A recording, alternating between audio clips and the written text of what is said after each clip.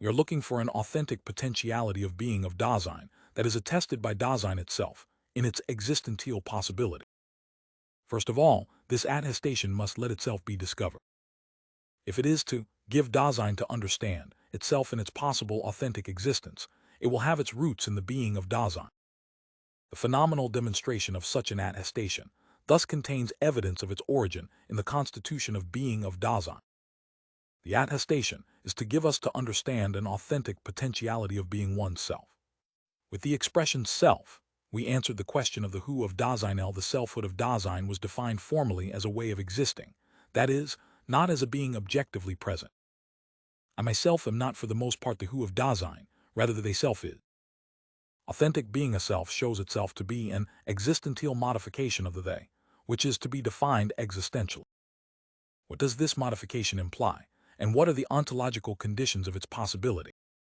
With the lostness in the they, the nearest factical potentiality of being of Dasein tasks, rules, standards, the urgency and scope of being in the world as concerned and taking care, has already been decided upon.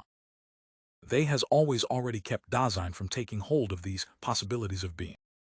They even conceals the way it has silently disburdened Dasein of the explicit choice of these possibilities. It remains indefinite who is really agentlich choosing.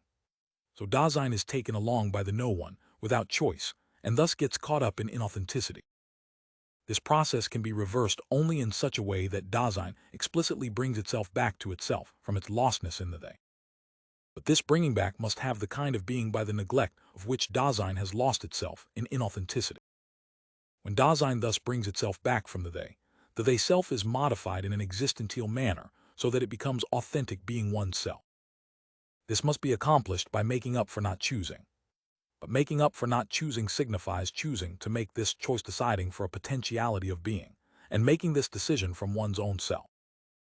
In choosing to make this choice, Dasein makes possible, for the first time, its authentic potentiality of being. But because Dasein is lost in the they, it must first find itself. In order to find itself at all, it must be shown to itself in its possible authenticity. In terms of its possibility, Dasein is already a potentiality for being itself, but it needs to have this potentiality attested. In the following interpretation, we shall claim that this potentiality is attested by that which, in the everyday self-interpretation of Dasein, is familiar to us as the voice of conscience.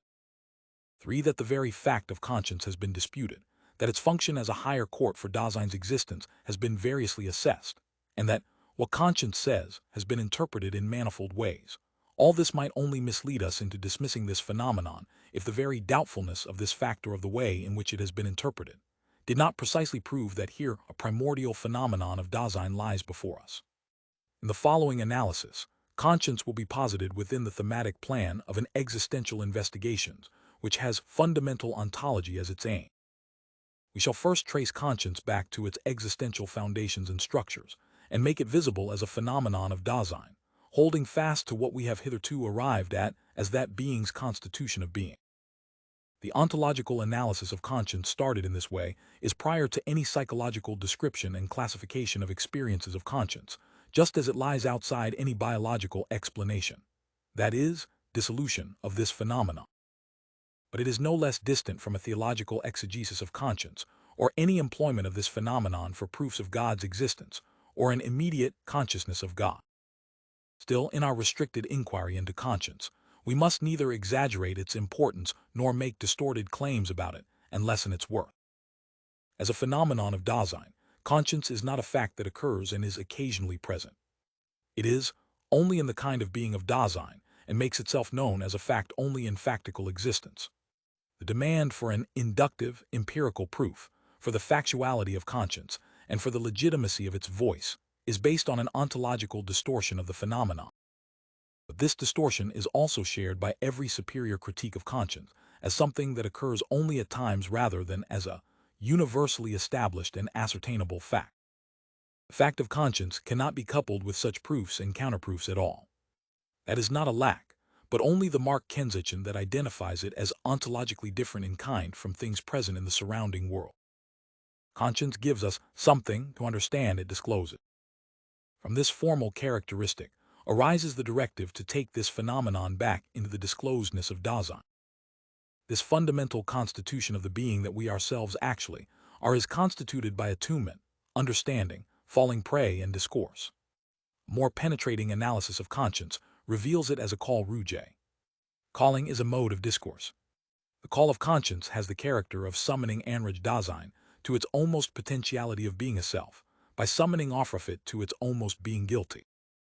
But this existential interpretation is necessarily a far cry from the everyday, ontic understanding, although it does expose the ontological foundations of what the vulgar interpretation of conscience has always understood in certain limits and has conceptualized as a theory of conscience. Thus, our existential interpretation needs to be confirmed by a critique of the vulgar interpretation of conscience. Once this phenomenon has been exhibited, we can bring out to what extent it bears witness to an authentic potentiality of being of Dasein. The call of conscience there corresponds a possible hearing. Understanding the summons reveals itself as wanting to have a conscience. But in this phenomenon lies that existential choosing of the choice of being a self which we are looking for, and which we call resoluteness for in accordance with its existential structure. Thus we have the divisions of the analyses of this chapter: the existential and ontological foundations of conscience, section 55, the character of conscience as a call, section 56, conscience as the call of care, section 57, understanding the summons and being a lack, section 58, the existential interpretation of conscience and the vulgar interpretation of conscience, section 59. The existential structure of the authentic potentiality of being attested to in conscience, section 60.